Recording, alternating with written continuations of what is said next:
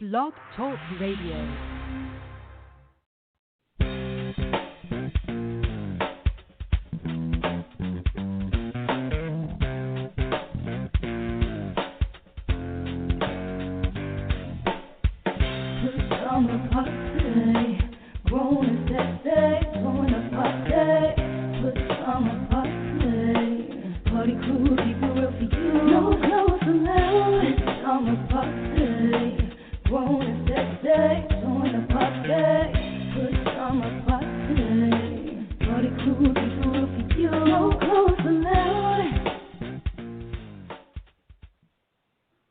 Another Friday night at Pajama Party. I'm your host, Poppa DD. I'm here with Ketel. Hello. And Redwine. Bonsoir, darling. Comment allez-vous? C'est très bien. Merci beaucoup. Oh, merci, merci. Au revoir, au revoir. How are you tonight, Ketel? Not too bad, not too bad. How about yourself? Hey, I'm good. Speak some French. Ketel, speak some French. How you doing over there, Papa? All right. I'm speaking French. Merci beaucoup. Oh, okay. Uh-oh. You moved up in the world. Uh-huh. Yeah, ask him who he's been hanging out with. Oh, okay. Interesting. Mm-hmm. Had an interesting Pierre's week, mom. Oh, no, you didn't. Talk about Pierre's mom. Okay. Oh, really? Okay. Yeah. What do you call a male cougar? Yeah. Okay. Interesting. Mm-hmm. Well. Uh-oh. Now she's at it too. Okay. Well, it's been a political night. A political week. It has. It has. Oh. Yeah, so. I guess we better get into it. Yeah, we got a lot of politics to talk about. So let's jump into it. Let's get this party cracking. What we have on the rundown tonight, Carol? Okay. Hot topic tonight. Unfortunately, Elijah Cummings was laid to rest today. Plenty of politicians out there, but I'll get into that. Republicans stormed secure hearings. And Trump's controversial D.C. hotel is for sale. What? Also, hidden and quitted headlines. Trump calls impeachment inquiry a lynching. Also, GM workers approve contract to end historic site. Right, I'm sorry. And a unique guitar-shaped hotel opens at Florida Seminole Casino. Also, another Tom Brady jersey was stolen from the Patriots Hall of Fame exhibit. And the Democratic Party makes it, yeah, that's the trip. Why do they always want his jersey? But anyway, Democratic Party makes it harder to qualify for December's debate. What's popping with Poppa DD? We're going to have our weird news to lighten it up a little bit. Georgia town bets on the giant bushy chicken to attract tourists. Deer kills deer killer. And woman drives motorhome into casino after she's kicked out.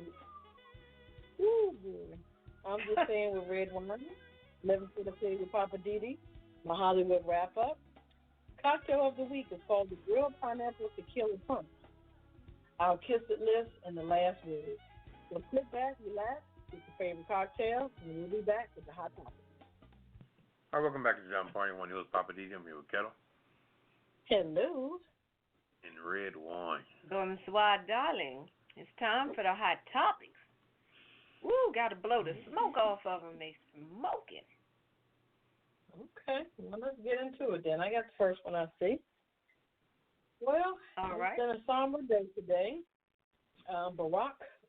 President Barack Obama eulogizes Elijah Cummings, and everyone knows that Elijah Cummings, he died on October the 17th of 868 due to complications from cancer. This is the first time I've seen this report. Really? He lay in state. Yeah, it says in this particular report, it says cancer. He lay in state in the U.S. Capitol on Thursday, the first black U.S. lawmaker to receive the honor. And today's service is held at Baltimore's new Psalms Baptist Church. The Cummings he attended for over 40 years. The president, our president, Barack Obama and Bill Clinton were among several prominent politicians who honored Cummings. Obama praised Cummings in his eulogy as a man of great integrity and honor. Those want to say Elijah Cummings came from good soil, recalling the 12-term House representative being raised by parents who were sharecroppers, and in the sturdy frame, goodness took root. He also says Obama called Cummings' parents the proverbial salt of the earth, and said they passed on that strength and that grit. Wow, there's some serious things here. Also, former U.S. Secretary Hillary Clinton, she also spoke, too, at the service. She goes on to say, Elijah was a huge champion for truth, justice, and kindness in every part of his life. Also, his bishop that he's known for over 40 years, Bishop Walter S. Thomas, Jr., he served as a pastor since 1975. And he said for all those who passed through those doors, it has been very somber. We've lost a friend, a loved one, a member, a role model, and some powerful words from different people. Mm-hmm. Yep. Yeah. Not just me. That service looked really nice. I didn't see it all, but what I saw on the news, that place was jam-packed. Oh, for sure. Mm-hmm. And we know none of the 45s were there, family members either, not that I know of. What a shocker. Yeah, you would think at least the son or daughter would show up, so just out of respect. I mean, he's the president. I know he's not going to come because nobody's looking for him, but just out of respect. That's all right. The people that were supposed to be there were there, so that was the main thing. I suppose. I believe I heard on the news that his widow made a comment about some of the stuff that 45 had previously said and got a thunderous applause. Yeah. Wow. Most of the time, like these types of funerals, the politics, they do pour out. You know, they shouldn't at that particular time, but I guess people have to be heard. And they feel as if that's the best time to, to express their opinions on politics. Right. It's good. Who knows? She may run for something, too. They keep talking about people should continue to fight, so who knows? She might decide to run for something. Okay. Never know. Mm-hmm. Another warrior gone on home. Yeah. Mhm. Yep. I guess we got to find some new ones, right? Yeah. I wonder who's going to get his congressional seat. How does that work? It was a female that I saw, a Caucasian female, and I think she's just in there temporarily. It's not like she's going to be there. I think they have to vote for for that particular seat, but she's going to be sitting there temporarily, I believe. Is that how that works, Poppa DD? They have to hold a special election or something? Yeah, I imagine it is. I think the governor has something to do with something as well, as far as he gets involved with it too. Because the same way when Barack went to be president, they had to pick somebody for Chicago. Remember the guy went to jail, still in jail? Oh yeah, the guy with the name I can't pronounce. He's still in jail, as a matter of fact. Is he really? Yeah, he got a lot. You remember his name? I can't remember his name. It was some odd name. Yeah, it was hard to pronounce. Kleist or something. Yeah, I don't know. I don't know. Yeah, he got a lot of time in jail. And what's the name was involved in it? Jesse Jackson's son was in cahoots with him, and they were trying to sell the seat and all kind of stuff. Oh yeah, I do remember that. That was ugly. Yeah, it was very ugly. How you gonna sell a congressional seat? Come on. They all did time. Jesse Jackson's son just went crazy anyway because he was so far behind his mother. when they had the baby, when Jesse Jackson's mother had a baby, and they fell out, and she divorced Jesse Jackson, and just that whole time was crazy. So he never really rebounded from all No, that. he ended up losing mind because he ended up lying about stuff, and they caught him in a lie, and now he's in a rubber house with a straight jacket. So, yeah. All right. Yep. Well, let's see. Poppa DD, you're up next. Really? Yeah. So what was the deal? I was just sitting here as a guest. I didn't plan on reading. Oh this no, story. you got to work. You're gonna earn your paycheck. So, He hit his mess up. well, you know, this here, you know, talk about some crappy solidarity. You know, these guys, which is interesting, this was the subject of what I'm reading is where the Republicans stormed into a secured hearing. They just bombarded this hearing. But when you showed them coming down the steps, the guy that was leading coming down the steps was, you know, no disrespect to him, he was one that was shot on a baseball field. I forget his name. Oh, Scalise. Scalise. He was leading the charge, and but all the rest of them being old, they were all coming down the steps like they needed some help coming down the steps. First of all, so they all was like kind of, you know, they taking their time, two-stepping down the steps. Now, if you're gonna storm a joint, you should be walking like soldiers. They had to hear them coming, because half of them was old as hell trying to make it down the steps. The guy leading coming down the steps had been shot, so he was coming down there with a handicap. Can I just interject and say that the way they were bum rushing coming into that room, the only thing they were missing was the torches. You know, in those movies where they come in after Frankenstein monster. Well, you know, it just that's the only thing missing was the torches. Well, you know, it just and goes the to show forks, you. the pitchforks. It goes to show you that, see, sometime when you get together with people that are either thinking like you do, or you think you're unifying in some respect, you look a little beastly when it comes to your final hour of making a statement. You look beastly. You could have sent one person down to the storm. You could have sent 5 people to storm. It could have still been considered a storm. But you got these people now, and half these people in this particular panel that stormed the place, they're usually on vacation. How much does the House and the Senate leave a year with their different vacations and breaks and stuff like that? So they're never even in town. So now you act like you're making a statement. You make a statement before you break away from Christmas. For them, Christmas starts about what, November 10th? Before Thanksgiving. Yeah, November. They go on Christmas vacation November 10th, and they'll come back until the 12th of January. I mean, what a job, okay? You only got to put in for sick time because. So I'm saying all that to say that, wow, really.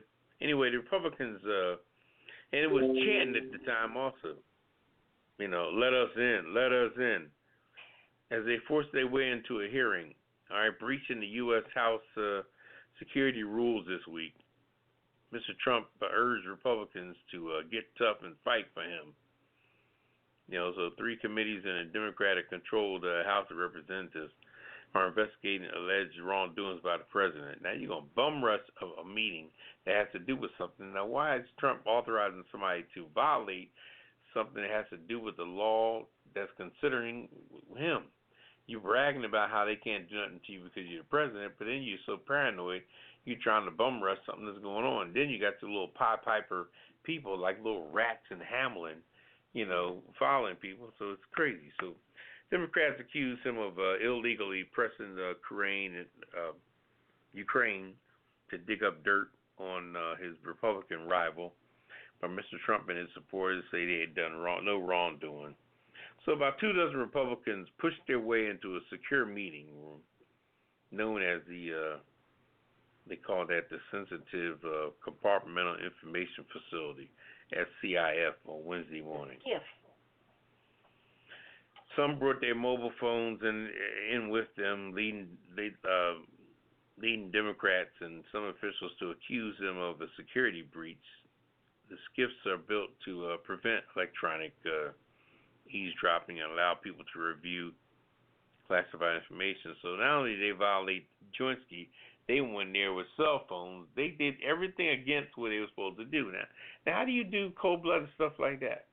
They don't care. They say no cell phones or anything allowed in this area, and they all came in with their cell phones in their hands.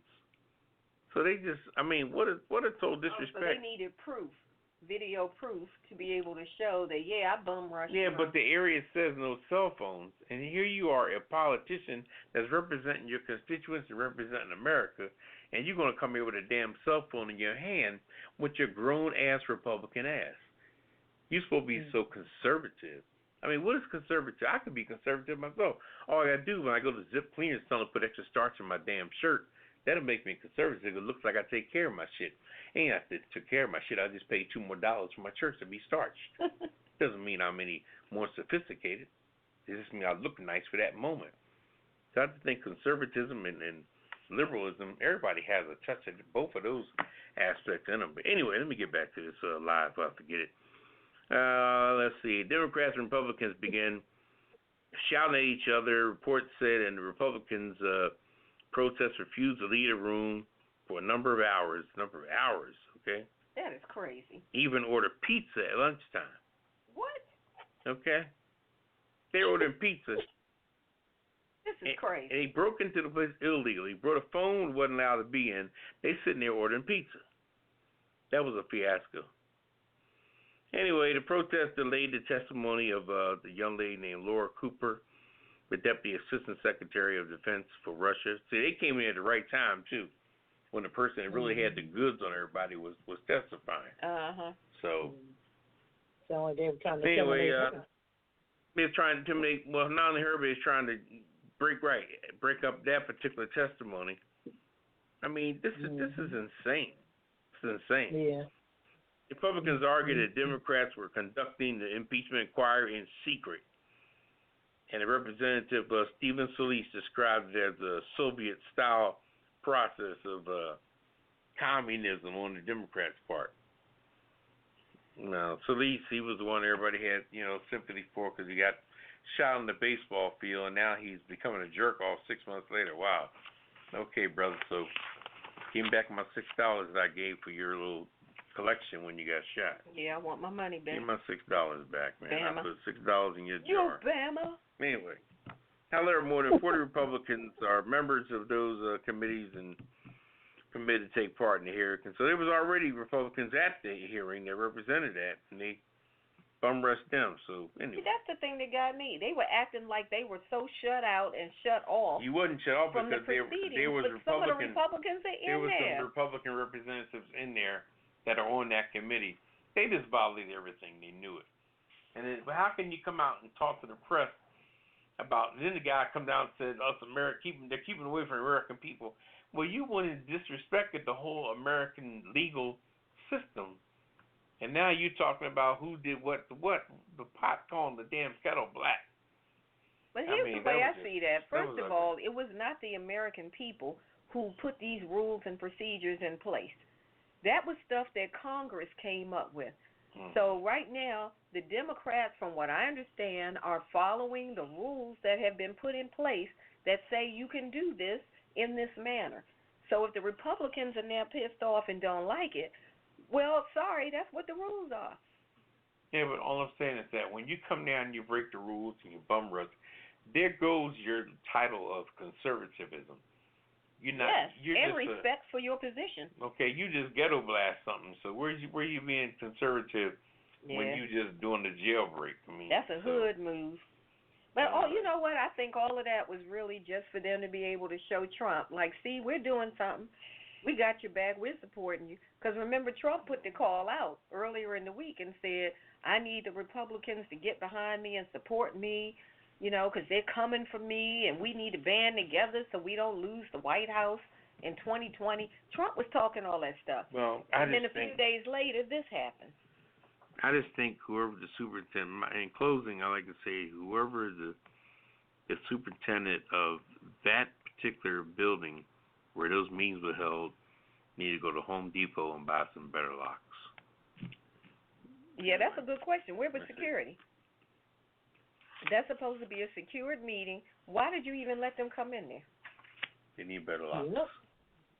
I guess they all Republicans, those cops. I mean, well, they saw Solis out front, and everybody had sympathy for him. Yeah, but so what? You out there chanting, let us in.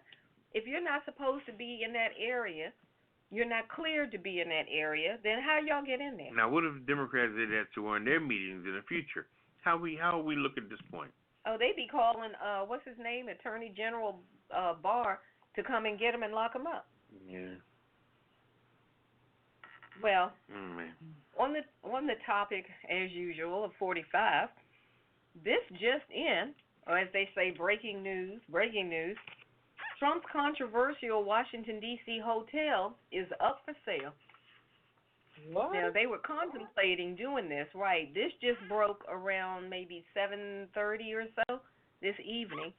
Trump's controversial namesake hotel in Washington, D.C., just a few blocks down Pennsylvania from the White House, is going up for sale with an asking price of as much as $500 million. Patricia Tang, who's the director of sales and marketing for Trump International Hotel in D.C., confirmed to CBS News this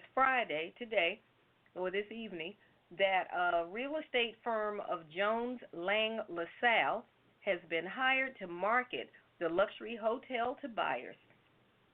She also confirmed, yes, Hunty, yes. She also confirmed that the Trump organization is hoping to get as much as $500 million for its 100-year leasing rights for the government-owned property, which equates to about $2 million per room. Now, let's just stop right there. 100-year leasing rights? Who approved that deal? You know, most people, I'm just saying, most people don't live for 100 years. How in the world did you get an agreement to get a 100-year leasing right for this government-owned property? That just blew me. I knew that there was some kind of a leasing deal with the government, but I did not know it was for 100 years. I didn't either. I thought it was at least maybe 20 or 30 years, maybe. It's something more reasonable. 100 years? Who the freak does that? So the Trump organization told the Associated Press that the potential sale was partly to avoid the criticism over conflicts of interest, because you know that's been coming up a lot. The Trump International Hotel, which opened in late 2016, right before Trump was elected, has been a magnet for lobbyists and diplomats that are trying to gain favor with the administration. Now, they deny it all the time, but everybody knows that. These diplomats and stuff, it's not like that's the only hotel. Washington, D.C. is full of five-star hotels. But these people come here from foreign countries. They drop all that money over there at Trump International Hotel because they think they're going to gain some kind of favor with him. Anyway, people are objecting. This is a quote. Who is this? From Erwick. Erwick Trump said, people are objecting to us making so much money on the hotel, and therefore we might be willing to sell. That was Eric Trump, or as I call him, Erwick, who is the executive vice president of the Trump organization. He goes on to say that since we opened our doors, we have received tremendous interest in this hotel as real estate developers, and we're always willing to explore our options. So I guess these money mongers are always looking to make a dollar. The Trump organization opened this luxury hotel in Washington's old post office building just a few months before he was elected in 2016. And, of course, they've been getting criticism and lawsuits ever since. So earlier this month, a federal appeals court said it would reconsider an earlier ruling that threw out a lawsuit accusing Trump of illegally profiting off of the presidency because of his stake in the hotel. But according to Trump and his financial disclosure report, he has earned more than $100 million from his properties collectively in 2018, and almost $41 million just from the hotel in Washington last year. So if your financial statements say you've made $41 million just on that hotel, how are you saying you're not making any money and you're not profiting? Anyway, it blows my mind that you keep saying that stuff. So like the government ethics, exactly. The government ethics watchdogs and all say that his ownership in the hotel is a conflict of interest. And a lot of people agree. I am one of them. And there was a lobbying firm who found that there were ties to the Saudi government. Okay? Saudi Arabia government had paid $270,000 to the Trump Hotel between October of 2016 and March of 2017. Now, isn't it interesting that all the favor that has been given to Saudi Arabia's government since that during his presidency, put it that way, and then you find out they have spent all this money just in the hotel, no telling what other money might have been exchanged. So, anyway, all of this comes to bear because of the obvious conflict of interest that his companies and his camp has been denying all this time. And then most recently, that whole thing with the G7 summit, when he wanted to host it at Doral, his resort in Florida, he was prepared to do it, had put the announcement out, I'm hosting it, the G7 summit, and people were going ballistic, saying absolutely not, conflict of interest. He swore up and down, I'm not going to make any money, blah, blah, blah. And then because the heat got to be too much, he then came back and said, all right, I'm not going to host it. So to me, this is just another example of that, and he's trying to get out from under it. So now it looks like their new strategy is, well, maybe we need to sell some of these properties. So we'll see what happens. Now, that deal at the old post office pavilion in Washington, they signed that deal in 2013. They paid the federal government $250,000 a month to rent the old post office pavilion building. And as part of the deal, the Trump family business agreed to renovate the property, and eventually they say they spent more than $200 million by the time the hotel opened in 2016. Now, that's what they said. I say, show me the receipts. Because too many people, you know how many people have sued him and his organization for work that they did on various properties and didn't get paid for? So, to say you spent $200 million renovating the property, show me the receipts. That's all I'm saying on that. Show me the money. Show me the money. Yeah. But that's a trip. So it's going on sale now? They have it on the market now? It's on the market now. They're shopping it around to see if they can get the asking price that they want, $500 million. They're looking for at least $500 million. Yeah, that's probably why he had those foreign leaders there, probably checking it out. Could be. Yep. You never know with that one. That All would right. be interesting. I just can't believe that they signed a 100-year lease. That is insane. Mm-hmm. How do you go into a 100-year lease with the government? Government I don't money to do it. That really takes me for a loop. But all right, if you want to join the conversation, give us a call, 914-803-4306. Get in on the conversation. We are going to take, what are we doing? We're going to take a quick CC break, and we're coming right back with more of the political week that it's been in D.C. and everywhere else on the Pajama Party Show. We'll be right back. All right, welcome back to the Pajama Party. One Hills Poppa DD here with Ketel. Hello. Redwine. Bonsoir, darling. It's time for the Hit It and Quit It headlines. Oh, like I said, it's been a political week. I feel like the political tornadoes have been spinning all through Washington this week. It's been cray-cray. So let's get back on Trump again. Can't seem to get away from 45. He's just been all over the place, cutting up, showing off, doing all kind of stuff. So let's start with Trump saying he's being lynched. Let's talk about that. Now, this happened actually on Tuesday this week.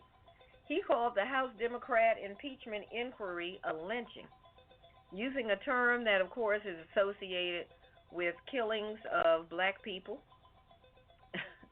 And when I heard that, I was like, what? He said what?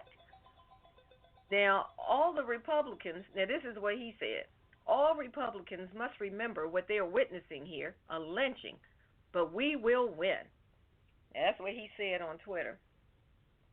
Trump has repeatedly railed against this probe into this whole impeachment inquiry. Of course, you know, he continually calls it a witch hunt and a fraud. Now he stooped to calling it a lynching. I just had to shake my head on that one. I'm like, really? Do you even know what lynching means? But you think you're being lynched? Really? You are one ignorant mofo. Sorry, but that's what you are. Now, the use of the term, of course, continues to stoke racial tensions. And as some people said, you're just blowing that dog whistle and tossing red meat to the people who just blindly follow you and go along with whatever you say. So there was a lot of response from various Democrats. Representative James Clyburn, who's a Southern Democrat out of South Carolina, he said, I'm not just a politician up here. I'm a Southern politician, a product of the South, and I know the history of that word, and that's something you should be very careful about using it. Congressional Black Caucus Chairwoman Karen Bass said that his tweet is consistent with his pattern of throwing out racial bombs and red meat to his base whenever his back is up against the wall. California Representative Harley Rowder called Trump's tweet offensive, and Representative Bobby Rush from Illinois asked Trump on Twitter, what the hell is wrong with you? Lynching is a reprehensible stain on this nation's history, and as this president, you should know better.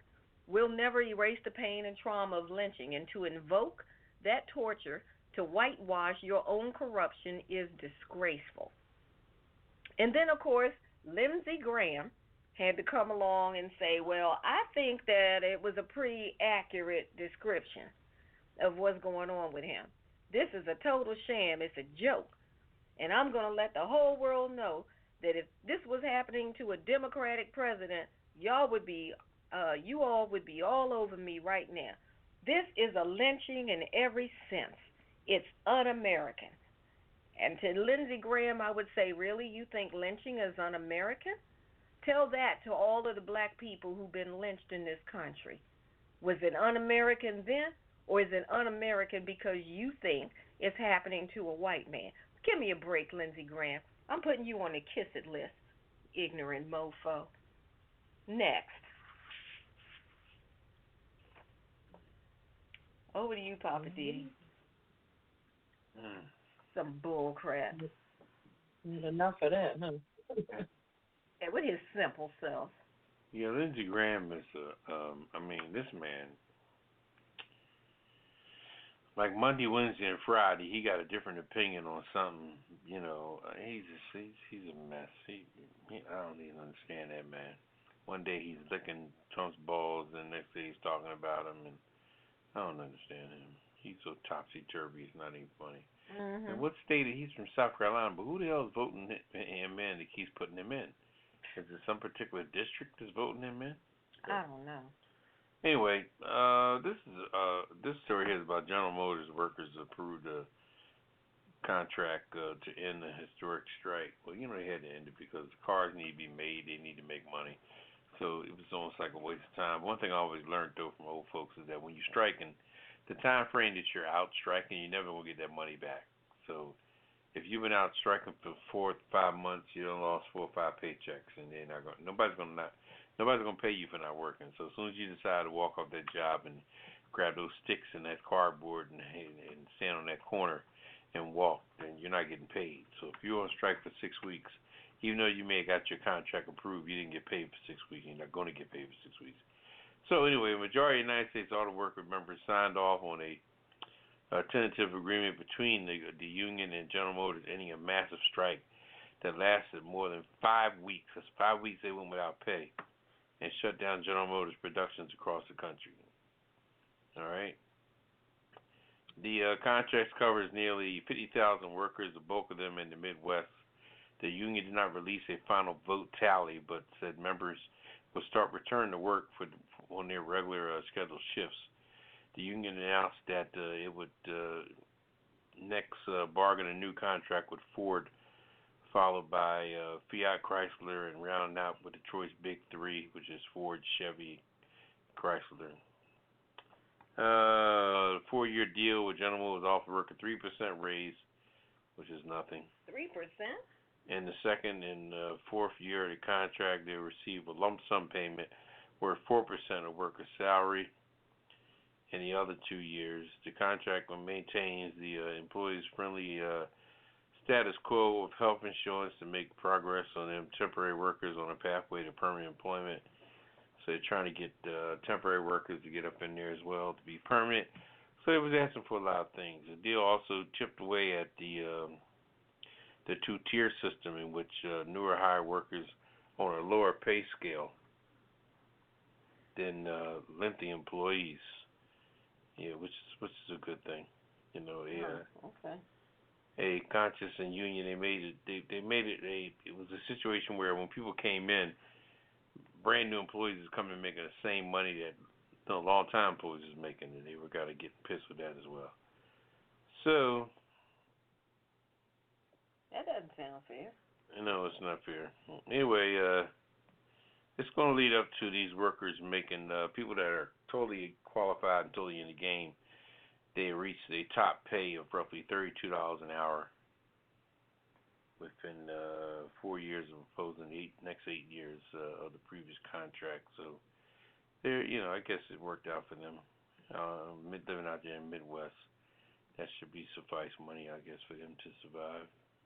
So there you have it. It's a 5-week strike, 3% on the money. Got a lump sum payment coming up. Got a few things approved, so. And that's a long time for people to be out on strike. Yeah. And nothing's being done. No work going on. Well, everybody was hurting. The company was hurting. The people was hurting. They signed it because everybody's running out of time and out of money. The company, you get back into production, they tried to let the managers start running the assembly line, but they can't do but so much, They claim that. How long has the strike been going on, Papa? 5 weeks. It was 5 weeks. Oh, okay. So a month and a half month and a week without pay. So. It's kind of rough, yeah. People got to survive. That's good. All right. Keep it moving. All right. I'll figure out hit him for this. Excuse me, Mama. Hit him and quit him. Yeah. Well, I wouldn't pay too much attention to Redwine because looking at the stories that we're doing here in this particular segment, it looks like Redwine's only doing one particular story. So I think she did the first story. I think she's somewhere eating lunch, and it looks like I'm managing, so don't worry about what I'm doing. Looks like me and you, Ketel, is holding down the rest of the segment. But all right, what do you want to do? All right, then. You're trying to get me in trouble. I'm going to lighten it up a little bit. Check this out. Unique guitar-shaped hotel opens in Florida, in a Seminole casino. Hollywood, Florida. It looks like a rock and roll guitar that Led Zeppelin, Jimmy Page would have played. But this one is 450 feet tall and is a light beam hotel that the Seminole tribe wants to become South Florida's latest tourist destination. The Guitar Hotel had its grand opening yesterday on the tribe's land in Hollywood, once only a trailer park and some smoke shops.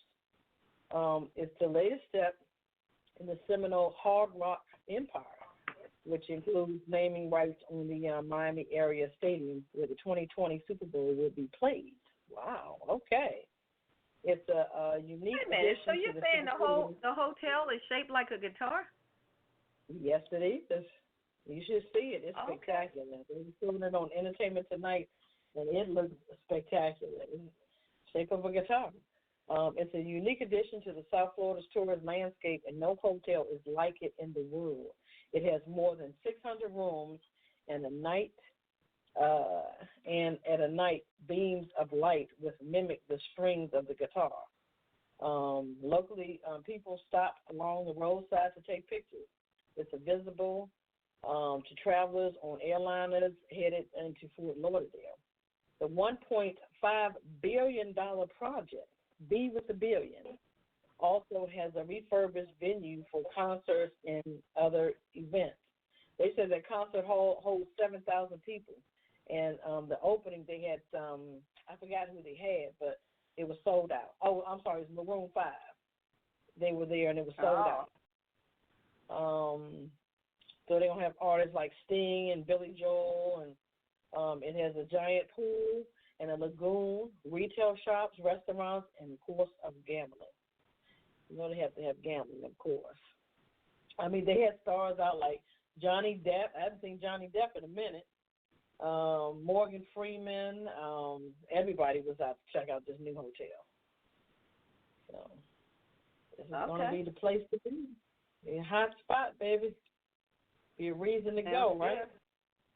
Yeah. Hey, sounds like something I would like to see, a guitar-shaped hotel. Yeah, sounds like a field trip to me. Yeah, because I thought you were saying, like, I was thinking, okay, so it's a hotel that has, like, a big guitar out front, like Hard Rock does. No, it's in the shape of a hotel. And it's amazing how it has 600 rooms. Oh, wow. So I guess that is interesting. I would love to see that. I don't think it's Oh, no. And I'm tripping out on the price, $1.5 billion. Gosh, a lot of coins. Well, check it out. Yeah, that sounds really interesting. I would like to see that. Mm-hmm. So, hey, if anybody else wants to see it, you better look it up online and find it. Yeah. All right. Well, thank you for that one. We'll definitely check that out, and that's in Florida, huh? Yep. Got it. Mm-hmm. Imagine this thing lays low. It's flat. I take it. It doesn't stand straight up like a guitar, right? It lays flat. It stands straight up. I'm telling you, go online and check it out. Look on your phone, wherever you got to look at it. It stands straight up like a guitar. I guess that's why it costs so much money. Like you said, they can see it from, if you're flying over, you can see it. It's a main attraction. It's in Miami? It's in Miami or Fort Lauderdale? It's in Hollywood, Florida. Oh, Hollywood. That's right next to Miami. Mm-hmm. That's the last stop on the train when you're going by Amtrak to Miami. Last stop is Hollywood, then Miami. Okay. There you go. And it's called the Hard Rock? No, it's not Hard Rock. It's on one of the Indian reservations, right? No, what's the name of the hotel? The Hard Rock? Right. It's the it's a Seminole. Seminole It's Casino. a Seminole Hard Rock Empire. It's a Hard Rock Cafe. They have something to do with Hard Rock, yeah. Oh, okay. Mm-hmm. Seminole Hard Rock. That makes sense. That's how they got their guitar thing going. Yeah. Yep, on the Indian reservations. They making bank. Yeah, check the picture out. I'm telling you, it's nice. Well, all right, let's keep it moving. Over to you, Poppa DD. What else is happening? Well, let's see. Since me and Ketel holding down this particular segment. Whatever. Another Tom Brady jersey stolen this time from the New England Patriots Hall of Fame exhibit. People just went in there and stole that. So you can't blame no black folks for this one. Anyway, Foxborough, Massachusetts, police arrested a man who took a signed Tom Brady jersey and other memorabilia from the New England Patriots Hall of Fame exhibit on Thursday at Gillette Stadium. It's inside the stadium. It's called the Hall of Fame exhibit. People been ripping it off like crazy. Foxborough police told CBS Boston that officers have collaborated with the patient security to arrest 33-year-old Zanini Zentas before he left the stadium parking lot. He was wearing this stolen T-shirt under his jacket. Okay, and he posed when he was in jail. He had it on when he took his mug shot. So how crazy is that? Oh, my goodness. According to Foxborough Police, Census pleaded not guilty to a larceny charge at his arraignment at the district court. The Brady jersey was valued at $10,000 per the Attleboro Sun Chronicle, which reported a blue glove as another stolen item. Brady's jersey has been stolen before in 2017. The game jersey that he wore during the Super Bowl when they came back and defeated the Atlanta Falcons. That particular jersey was stolen also. The FBI investigated and they later solved that crime. So just go to show you that the New England Patriots Hall of Fame exhibit at Gillette Stadium has no damn security there. I think that the items are too close to the people, and they're up there trusting white folks like they won't steal, unless they thought that was a black thing, but who knew? Who knew? So this is the second time you say his jersey's been stolen? From that little exhibit that they just let the people walk up to and just, I mean, the thing is not in no exhibit case or anything? No, it's just out there. They thought everybody was just so up in Boston. Everybody was just so fair, and don't lock your doors at home, and don't worry about locking your car door. Lock the car door? Why bother? Steals here? Come on. Stealing jerseys. Don't think. That's crazy. So they haven't found it yet, then? Yeah, they found them both. The guy was wearing it when he got caught, and he wore it during his mugshot. So. What an idiot. That's what I was getting ready to say. How stupid is it? That is too stupid. Mm-hmm. But, you might as well go with the next story of Redwine has no work on this segment. Whatever. So, Kelly, you might. Anyway.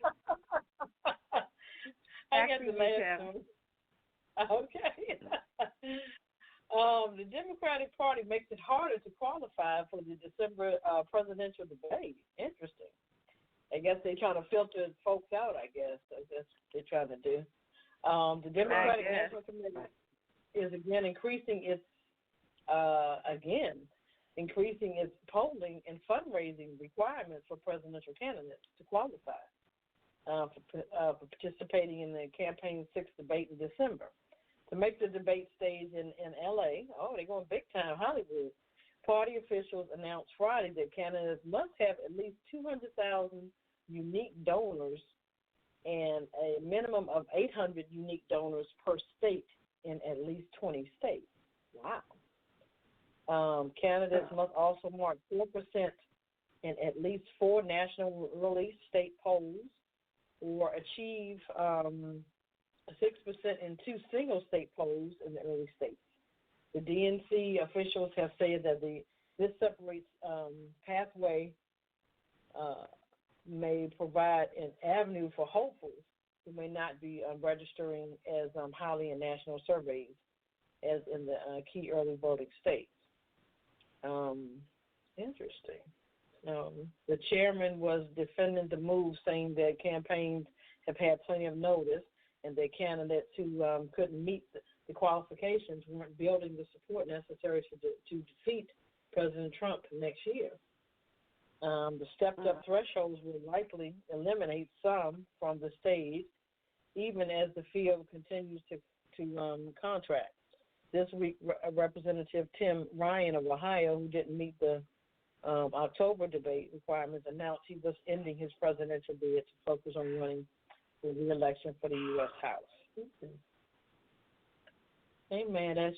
So the next debate will be PBS NewsHour and Politico will co-host the December 19th debate at the UCLA Luskin School of Public Affairs. Moderators, they will be announced later. Interesting. The qualification deadline is December the 12th, so you better have this stuff together before December 12th. So it sounds like all of those people who are only down in the 2% and 3%, they're going to be knocked out, right? Yeah. It says the changes won't matter much for the top-tier candidates.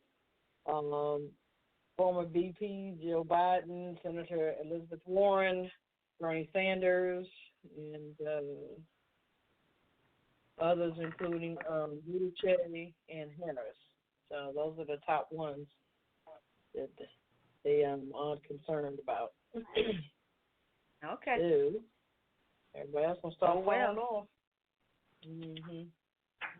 Better get it together, like you said. Yeah. All right. Interest in the season. Mark your calendars, December the 19th.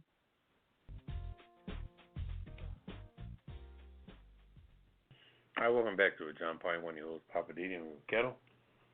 Hello. And Redwine. Bonsoir, darlings, and go Nats. All right, Nats game is 2-1 right now. They're in the fifth inning.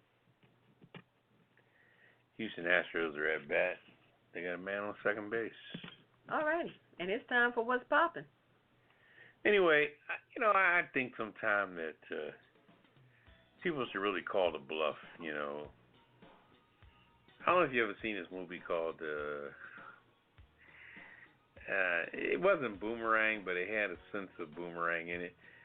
But it starred Holly Berry with a couple other guys. She was an inspiring person to run the clubs and everything, and he was the executive. And Tommy Davidson was the mailroom clerk. And I forget the name of the joint. Remember that movie? Holly Berry was when she was really young.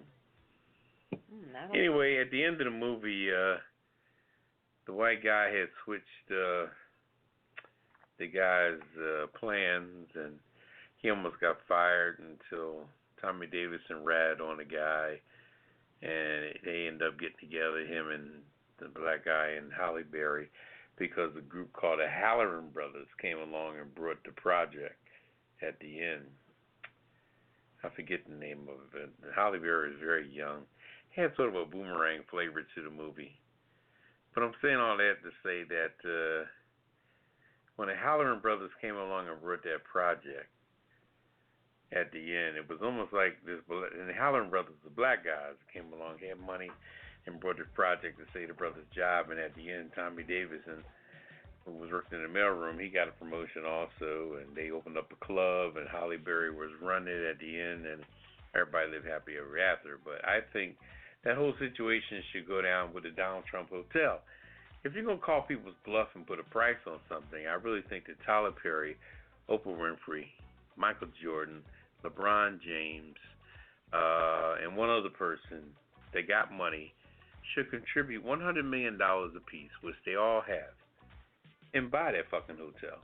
And call a bluff. Are you selling it? Okay, we want to buy it. And let them buy it and let it be one less thing that another thing they took from them, and see how much resistance Donald Trump has of stopping 5 prominent black people from buying some shit that you're selling. Is it for sale? Okay, we come to buy it. Not with aggressiveness, not whatever, but we want to sit at the table. See, sometimes when people say something's for sale, that's just a ploy to see who's going to bite at it, who's going to nibble at it. At the same time, they want certain people to bite at it and nibble at it because they want a piece of the pie. So if the Saudi Arabians buy it, they know that they are way over in Saudi Arabia, so they may need Trump's people to kind of oversee the joint or whatever. But if a group of black folks buy it, they can tell Trump, okay, let's just sign the dotted line on the paperwork, now get the hell out of the way. And then they can knock the damn thing down, whatever they're going to do with it. They probably can't do anything with it because it's a lease from the it actually belongs to the government, basically. It's a government building, a government institution, So Trump just finagled his way in getting it. But now it's really a burden to him because he's really not making no money with it because of the location, because of his reputation. People can't even use the front door. Most people use the back door of that place. I've gone by the place a couple of times, and I ain't seen nobody really come in the front like that. So there's got to be another entrance. Because every time you go by there, the front door looks like the front door of a funeral parlor. You never see it being used. You know, people and caskets and funeral parlors going through the side door would have you because that's the door leading to the sanctuary of the funeral home. And the same with Donald Trump's hotel. The front door is really, it ain't open up like the Holiday Inn Express or any other hotel where you walk in the front door. So, anyway, now getting back on this other thing here, when they say lynching, you know, when they were speaking on the lynching thing, like they were said, and what's the name did it too? Biden did it also. Mm-hmm. But the thing that gets me, when you say the word lynching, you can't put the word like Trump said, but behind it. You can't say, yeah, it's a lynching, but we're going to win. When you use the word lynching is final. When people get lynched, they die. There's no but behind it. By the time somebody throws you up on that tree or put you underneath that horse and they smack that horse's ass, and you're left there to hang from that tree when that horse rides off, there's no but involved because there's usually, when somebody gets lynched, there's over 1,000 people in the audience. And they're all even children are looking at it. Because you have to gather that many people, because like I said before in another time or another segment, that when you go to kill somebody, people don't go easy into their death, you know? They're fighting to the finish. So you had strong black men that were being roped up and killed, but you had to have like 25 white guys to knock them out. They had to hit him over the head and knock him out. By the time he came to, they had them all roped up and tied up on the horse, you know, ready to spank the horse or hang him, whatever they did to hang the person, but the person was already knocked out because you're not going to put nobody willingly on a rope and tie him up on a tree willingly. They had to be either knocked out or what have you, and they had to be maybe 15, 20 people there to do it because when you go to kill somebody, you're going to fight for your life. Why do you think that you find fibers underneath people's fingernails and all during a fight when there's murder involved? If somebody kills a woman or what have you, you know, they look underneath the woman's fingernails and there's your DNA because you're about to take her life. She done clawed into your fucking skin, you know? And they usually, when they catch the assailant, they still got wounds that haven't even healed yet because the person dug in your skin so tight because you're about to kill them. And the same with black people that were going to be lynched. You had to have at least 15, 20 people there to rope this person down because you done pulled them away from their family and now you're about to kill them. So you had to bring 50 people. And it was just, but there's no but behind it. So when white folks use the term, yeah, it's a lynching, but we're going to win. But if you're going to use the term lynching, lynching means final. Lynching means there's no return. Lynching means you're going to die. So you can't use lynching and then say, but we're going to win. That's bullshit. So why do you use the word in the beginning when you're paraphrasing the word with something on the back end of it? And there's nothing at the end of lynching. Lynching means final. It means death. It means done. Not but we're going to win. You know, that person was going to get lynched. Didn't ride off into the sunset, you know. He wasn't rescued by Dark Gable or whatever the hell you think the fantasy is on that. So anyway, you know, I guess one day, you know, the people and the past and the historian life that we've lived will be taken serious. But in the meantime, it's all bullshit. But, you know, they're old. You know, they're old. And just like Elijah Cummings, you know, one day they'll come to pass. And everything Trump is doing now, one day he'll be a memory like anything else. Probably sooner than he thinks. He's early 70s and what have you. And he don't realize he's not going to live forever. Nobody does. You know, we're all going to die. We just don't know when or how. And so we'll see what happens. Just stay strong in your own spot and don't worry about them. Anyway, where's my drink? I don't know, but okay. That's your last word on that? That's my last word on that. All right. Thank you.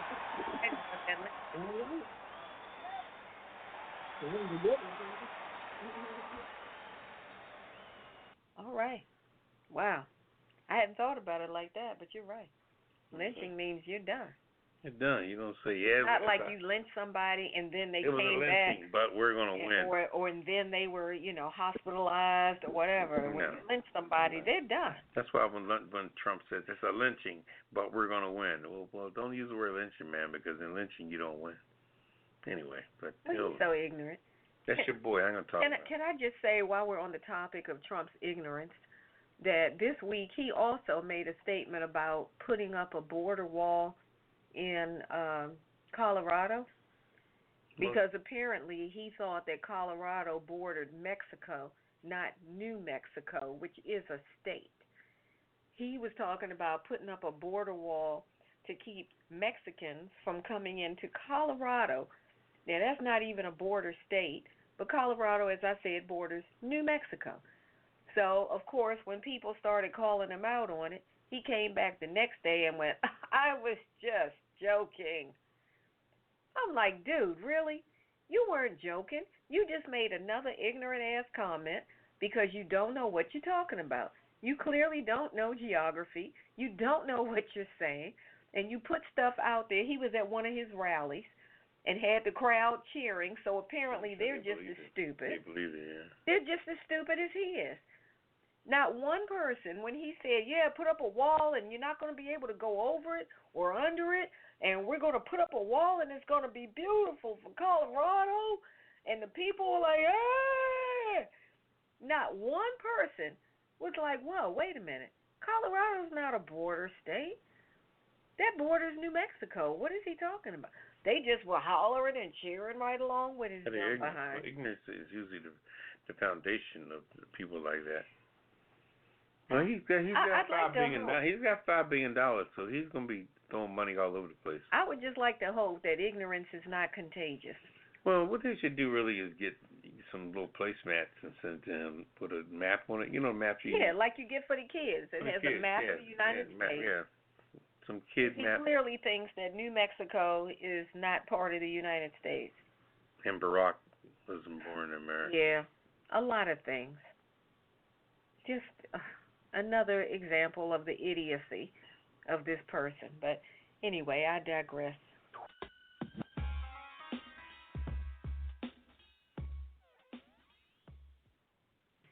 Hey, this is the Pajama Party Show, and we're back.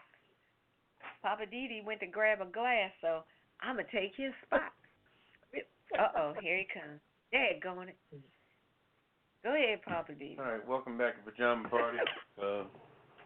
One of those Poppa DD here with Ketel. Hello.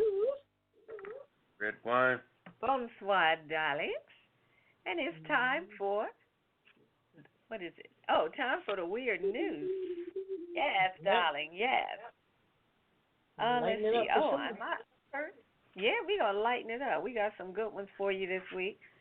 Let's see. I've got the first one out of Georgia. This is out of Fitzgerald, Georgia. Georgetown is betting on a giant bushy chicken to attract tourists. Man, they must be desperate. Why did the tourists cross the road? One South Georgia town hopes it will be to see a giant bushy chicken statue. Okay. Fitzgerald, this is out of Fitzgerald, Georgia. Fitzgerald Mayor Jim Puckett tells local news outlets that the town is building the world's largest chicken topiary, which is a 62-foot steel frame chicken with plants growing on it. He says that they want to see chickens, so we're going to show them chickens.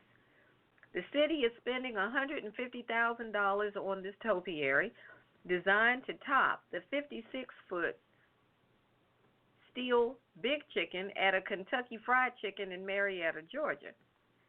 Puckett says the Fitzgerald topiary could even include an apartment for overnight rentals and an observation deck. What do you mean, inside the chicken? Oh, gosh. Anyway, it should be ready by the end of the year. So they're doing all this to bring tourists down there to see this giant chicken. I'm not understanding about the apartment, because they said it could even include an apartment for overnight rentals and an observation deck. So I guess if you want to go up, Well, the thing is going to be 62 feet high.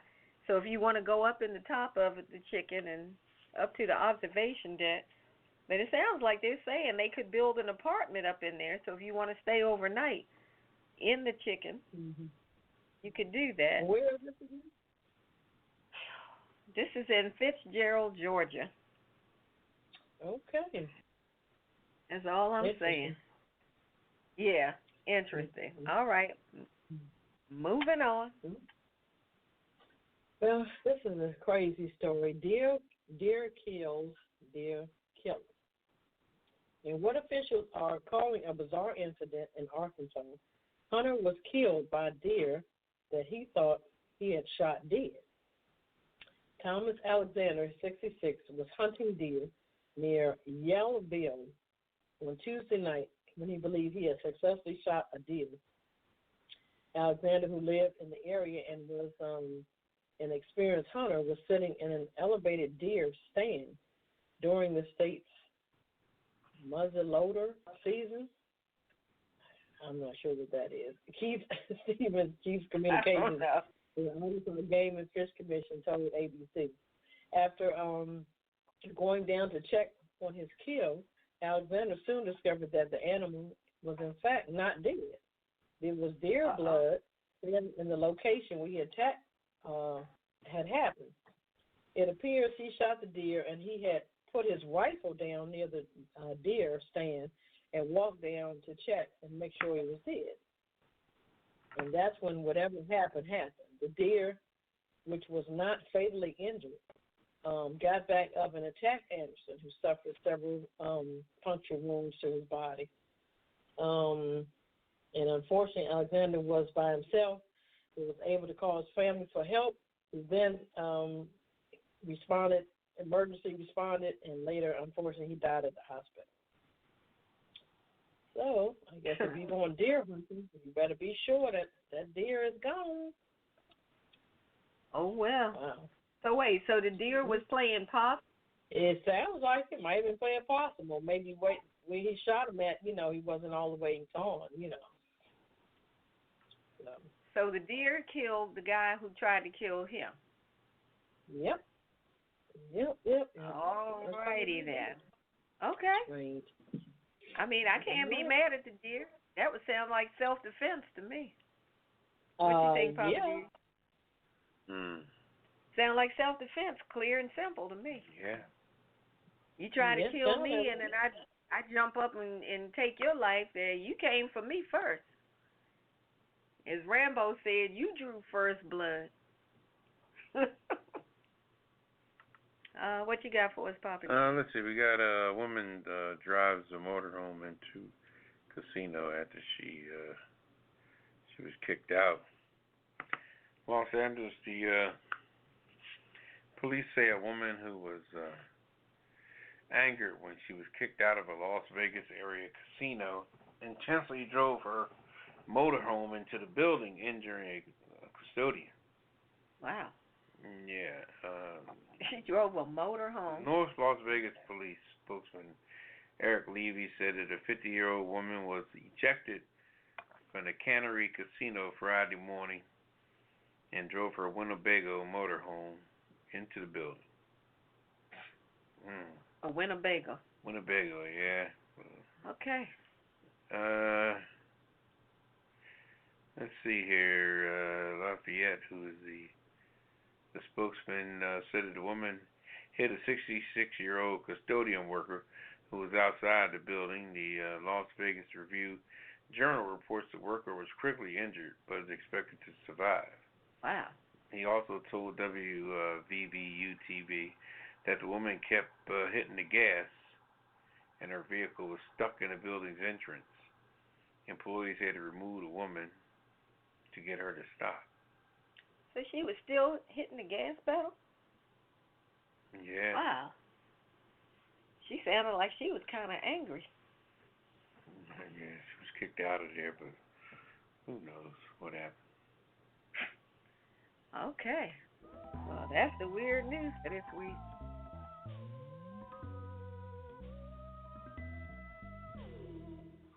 Okay. All right, that's a wrap. All right, welcome back to Pajama Party. One, your host, Poppa DD. I'm here with Ketel. Hello. Redwine. Bonsoir, darling. It's time for what I'm just saying, and tonight I want to talk about this whole situation with Trump saying he wants to have government agencies eliminate their subscriptions to the Washington Post and the New York Times. And why did he say that? He's saying that because he doesn't like the way they cover him. Basically because they call him out for his bull crap. They do fact checking. They call him out for all the lies that he tells throughout the week. And I guess he's just gotten kind of fed up with it, the way they just plaster him. So now they're saying, he's saying that he thinks that it would be a good cost savings measure for government agencies to eliminate their subscriptions to the Washington Post and the New York Times. So I'm just saying, how petty can you be? Really, just because you don't like what they say, because they actually talk about the crazy stuff that you say and do, and you don't like it because they don't kowtow and kiss your behind, now not only do you not want to read their publications, but you want federal government agencies to stop subscribing to their publications. What kind of petty foolishness is that? Aside from the fact that the Washington Post has free digital subscriptions for people who have a .gov address. So if you're in the federal government and you want a digital subscription to the Washington Post, you can get that for free. So you're not saving anything.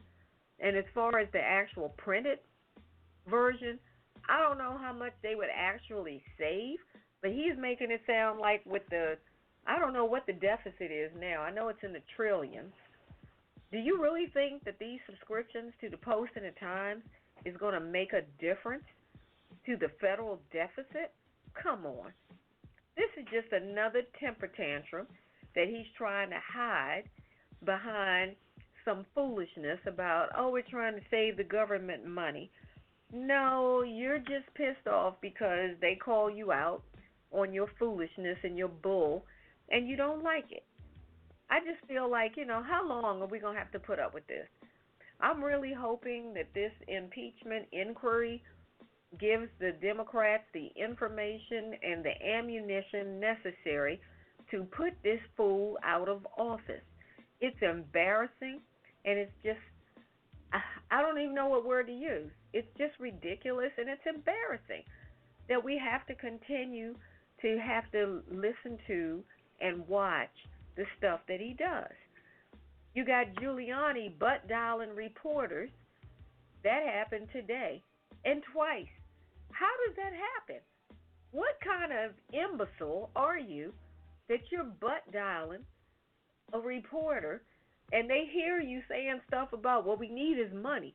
We need to get thousands of dollars, hundreds of thousands to take care of this whole situation. The reporter's hearing all this stuff. Now, I find it hard to believe that Giuliani butt-dialed anybody. I'm thinking you must have done that deliberately because nobody could be that stupid. But then again, you look at the kind of stuff that's going on in this administration, it is kind of easy to believe that this kind of stuff could be done.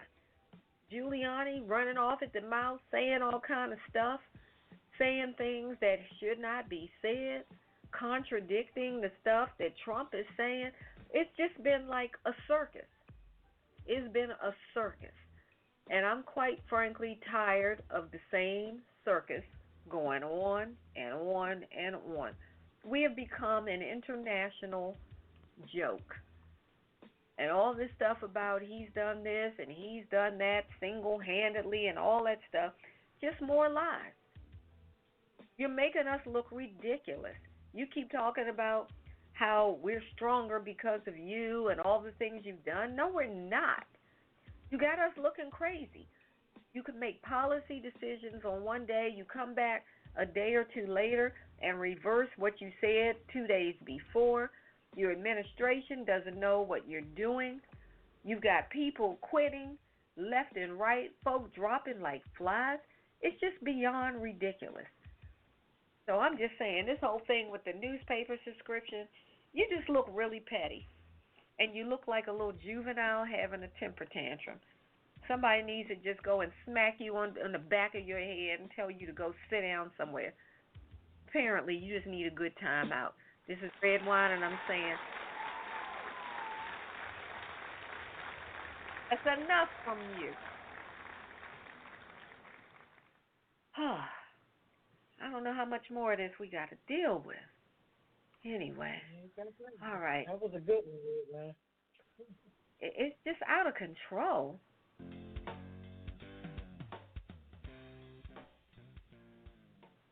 All right, welcome back to Pajama Party.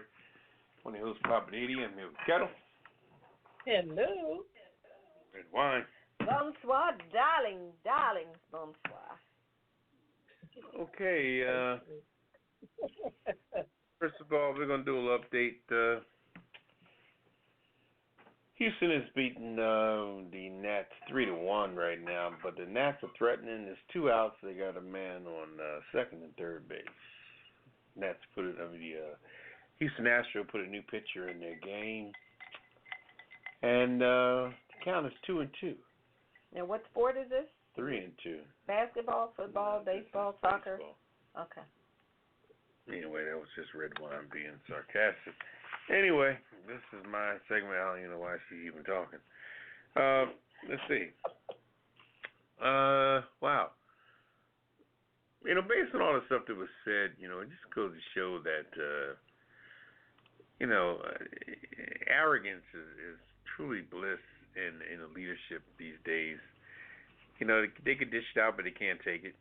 And I've learned in my own life that when I run across people like that, I don't even comment. I don't even begin to continue the argument on the other end.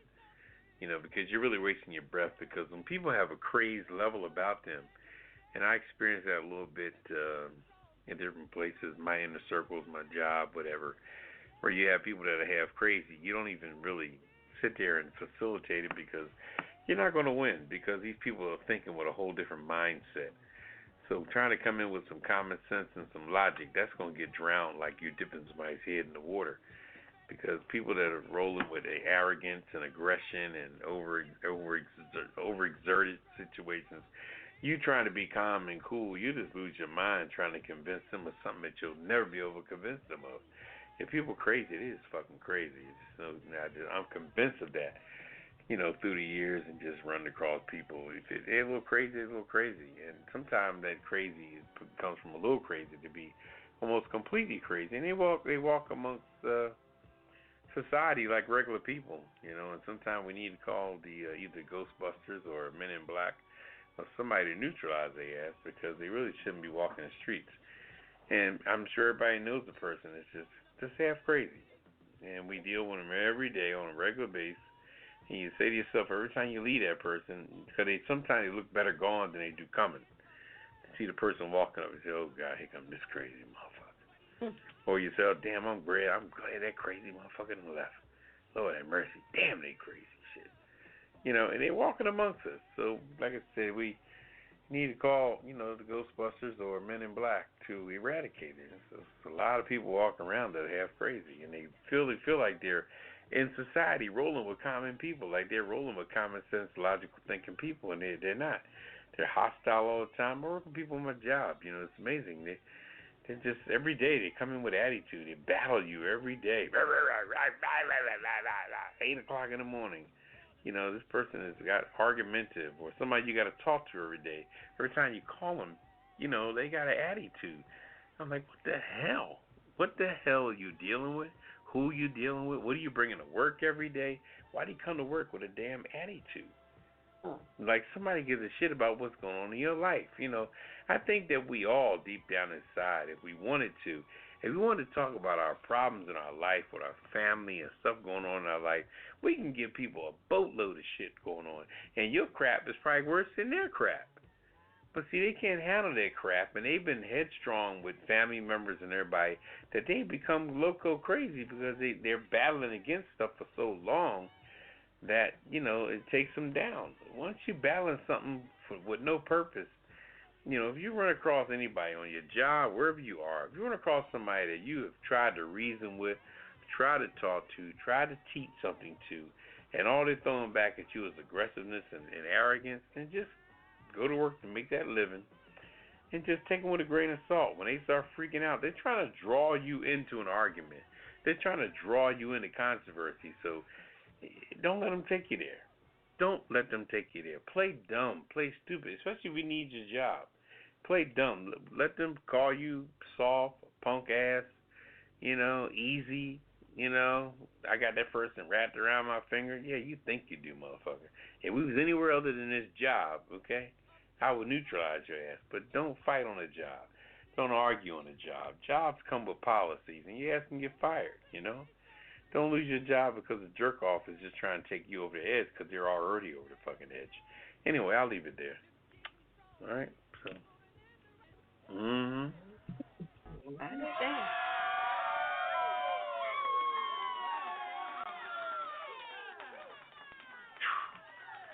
What I tell you? All right. Welcome back to the Pajama Party Show. This is Redwine. Bonsoir. I'm here with Poppa DD and Ketel. Hello. And it's time for the Hollywood. I know it's time for the Hollywood wrap up with Ketel. Ketel, go for it. What's going on in the entertainment industry? Okay, right here, Jane Fonda and Ted Danson were arrested today during an ongoing climate change protest. A video posted in Washington Post, Hannah Jewell showed Danson being detained by police outside of the Capitol building with his hands restrained. When asked if he has ever been arrested before, the Good Place star replied that he hasn't. So, first time for everything. Fonda started protesting 3 weeks ago to urge politicians to take action against climate change and vowed to get arrested every Friday through the end of the year as part of the effort. Last week, her co-star, Sam Waterston, joined her and was also arrested. That's the gentleman that used to play in Law and Order. He was arrested also. Yeah, I haven't heard from him. I see why. Fonda said on her website in the campaign that she moved to D.C. to be closer to the epicenter of the fight for our climate. She said, I can no longer stand by and let our elected officials ignore and even worse, empower the industries that are destroying our planet for profit. We cannot continue to stand for this. All right, girl. I guess that's the next chapter in her life, being arrested, huh? Every Friday. I guess so. Yeah, standing for a good cause. But she looks good. I'll give her that. Yeah, she does. Felicity Huffman, she's being released from 2-week prison sentence. She's going to be released early. She was released Friday morning from a federal prison in California 2 days before the end of a 2-week sentence for her role in the college admission scandal. The Desperate Housewives star was released from the low security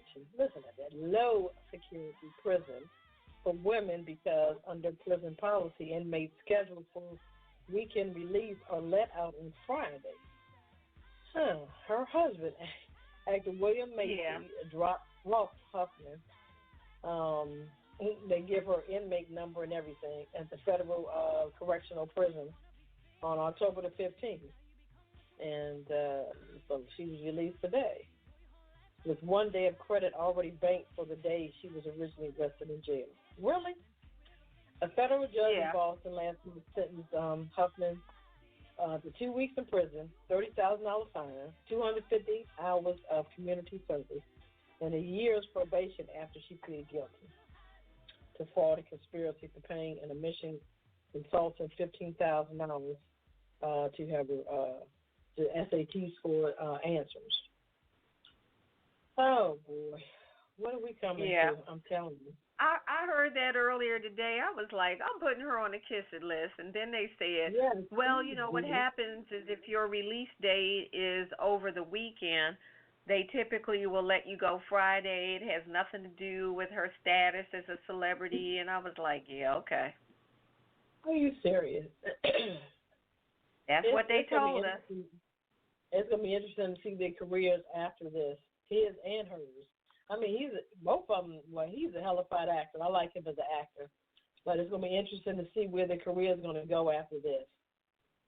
So. Yeah. Well, she'll probably be in demand, you know. She probably has a book, and then she'll do a movie and all kind of stuff. So. Probably. Well, on that note, too, the kids have been seen, I think, sometime this week. I don't know where they were going, but finally, you haven't heard from them or seen them since this incident happened. Oh, yeah. Okay. Anyway. On another somber note, Shaquille O'Neal's sister, she died of cancer. Shaquille O'Neal's sister, Aisha Harrison Jex, died of cancer on Thursday. She was 40 years old. She was diagnosed with cancer 3 years ago. O'Neal didn't know his biological father growing up and was raised by his stepfather, Philip A. Harrison, who was Aisha's father. O'Neal was not on TNT. He does TNT, the Inside NBA, on Thursday night. Host Ernie Johnson said of O'Neal, when he struggles, we struggle with him because he's one of our brothers. Charles Barkley, he sent his condolences. NBA Commissioner Adam Silver was on the show and also sent his condolences to his family also. And O'Neal was inducted into the Basketball Hall of Fame in 2016. He won 4 NBA titles and 3 finals MVPs in his career. Wow. His next chapter is working for Papa John, as everybody knows. Mm-hmm. Also, last note, 2 movies to look out for. Dolomite with Eddie Murphy. That comes on Netflix and it's in the movies. Apparently they did a deal with Netflix. And also The Irishman is coming out. That's with, what's his name? Robert De Niro. So, look for those 2 movies. Mm-hmm. Yep. That's it. That's all, folks. All right now. Also, I wanted to say Harriet. Harriet is out. The movie about Harriet Tubman. If you get a chance, go check that out. Yeah, they said it's selling out everywhere. Yeah, I've been hearing good things about it. Also, sure. I read something, Ketel, that said that the Joker is the highest selling R-rated movie ever. Really? I don't get it. I don't get the fascination. I guess they released it at the right time, Halloween. Everybody's all into that crazy stuff. It's crazy. So I guess. Timing is perfect, I guess. Is making money and more money and more money. Right. And there's one more, the Terminator, Dark something. I mean, they're bringing back, what's her name, Linda Hamilton and Arnold Schwarzenegger. It's going to be interesting to see that. Yeah, senior citizens chasing Terminators. Well, it looked like they were jacking up some folks, so we shall see. Okay. Mm-hmm. With their AARP card. Okay. That's it. Look, she says the famous line, "I'll be back." Yeah, that's what she said.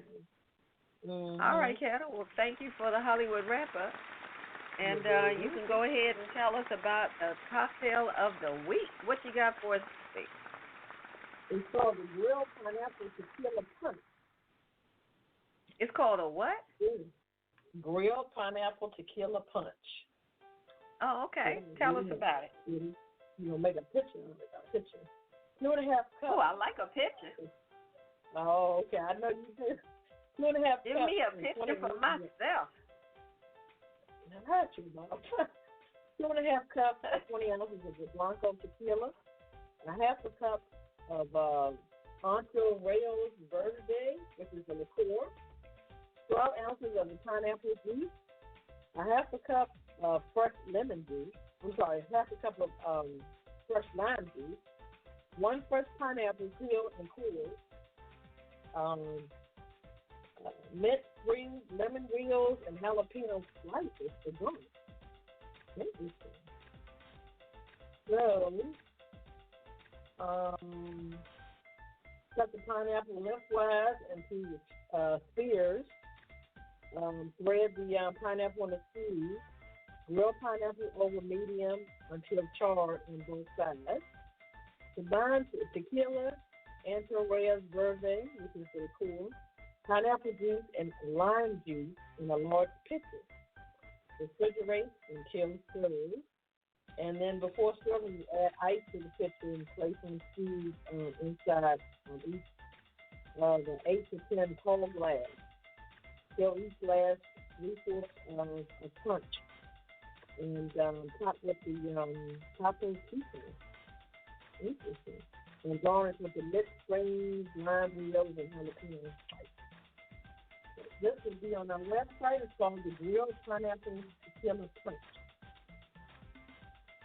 Wow. Okay. Is that what I have tonight? Because whatever it is, it's delicious. Yep, that's what you're in. Well, it's right on the tasty. website. Mm-hmm. So the Capo Chico is sparkling water. Okay, interesting. Yeah. All right.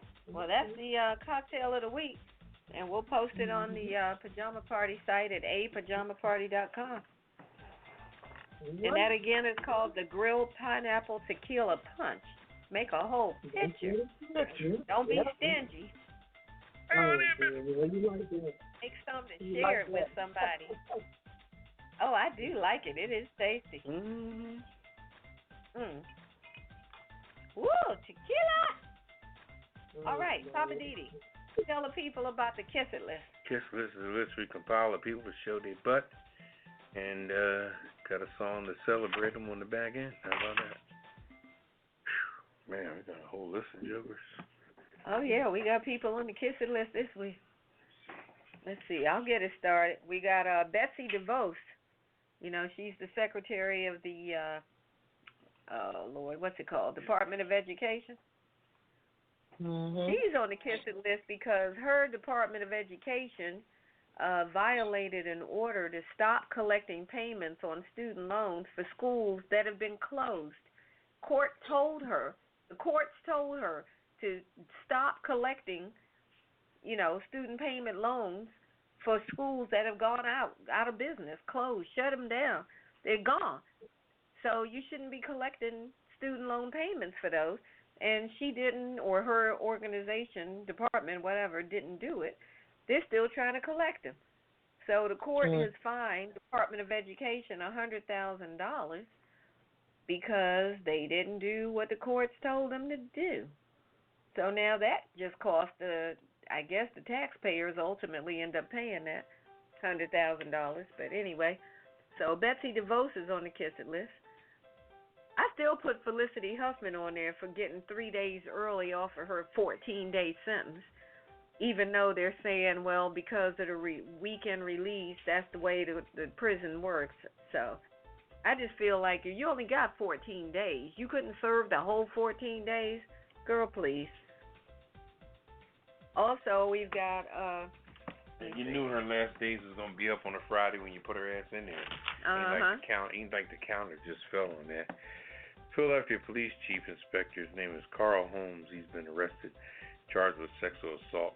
3 different female officers on the Philadelphia Police Force to whom he was mentoring them.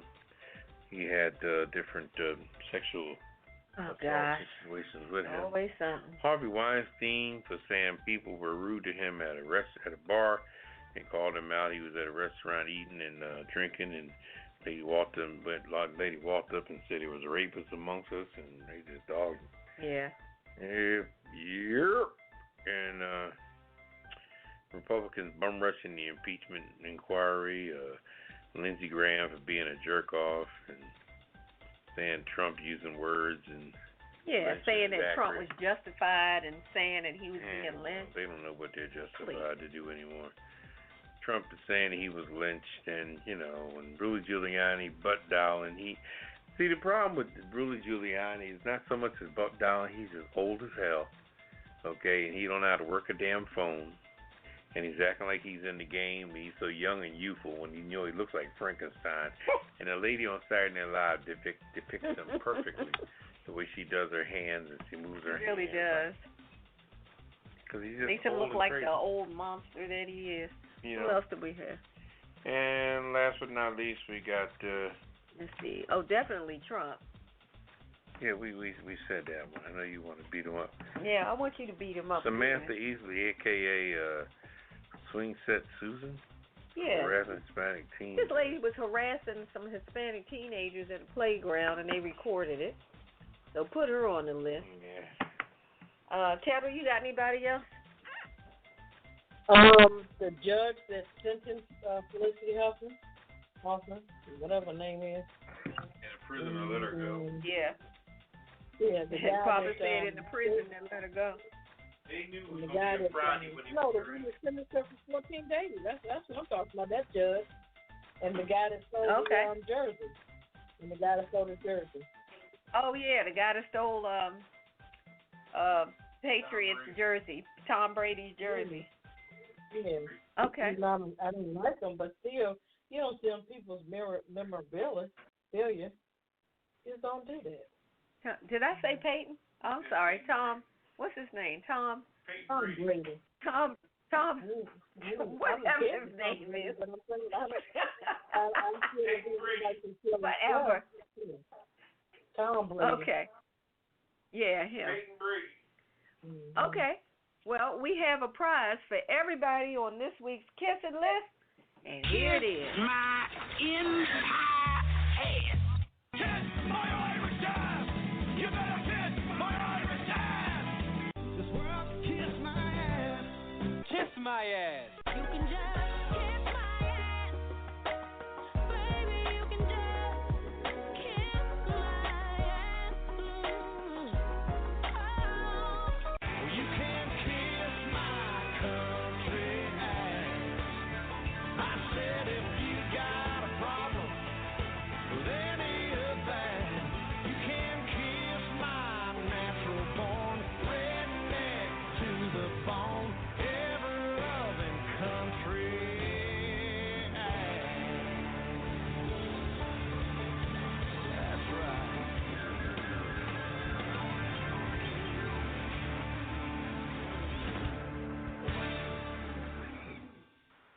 All right, welcome back to Pajama Party. One of your hosts, Poppa DD. I'm here with Ketel.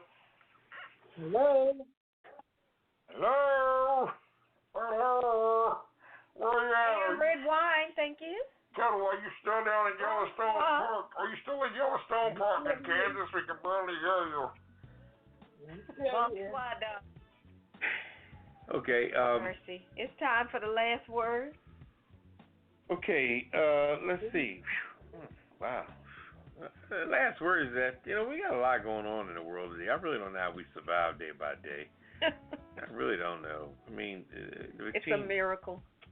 I just want to give a shout out to the person. I was going to work last night, and I going down 50, and his car turned upside down. Another one turned the wrong way on 50, and the police hadn't got there yet. And people had stopped to help the lady out whose car was upside down. And I was going around the accident looking at it, and I just hope the person's okay, because their car was turned upside down, and one car was facing in the wrong direction. So I don't know whether it was a drunk driver driving the wrong way on 50. It happened around the 202 entrance on 50, heading west toward D.C. And it was sad because it was late. It's about 1 o'clock in the morning. And, to have an accident that late and the police not show up, and you look up and a drunk driver's coming right at you, it's horrifying.